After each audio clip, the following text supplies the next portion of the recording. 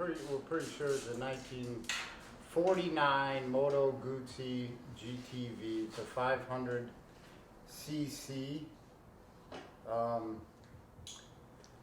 And it came from Mecums Auction. We ended up draining the fuel tank pulling the petcocks out, and flushing the tank with some acid. The inside of the tank was filled with crap. Took the fuel taps apart and cleaned those, and the fuel lines. I cleaned all those out. Ended up rebuilding the carburetor. It had a float in it that was filled with gas, and the slide, there's a slide adjustment. The screw for that was missing too, so we ended up putting that in, and then filled it up with gas. I did a couple cosmetic things where these bolts were hitting on the tank on both sides, and they were rubbing a hole through, or starting to. So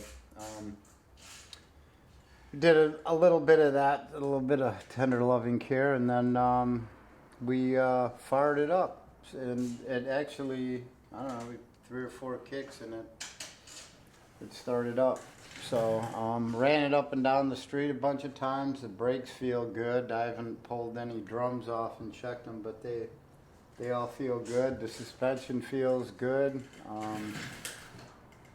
Magneto's working great, and yeah, there she is. The customer got a decent deal. It ran.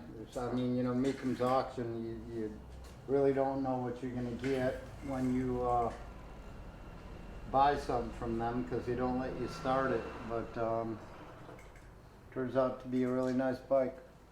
So. Oh, we ended up taking the battery out. I don't think the battery ever had acid in it. It's a 6-volt battery, and we filled it with acid, charged it up overnight, and it seems to be working good. And the the magneto's working good. It's charging, so it's all. Didn't you grease some stuff too? Yeah, all the front end, back end. We put some grease fittings, greased all that stuff up too. So, yeah, guy got a good deal. So, it's a pretty bike.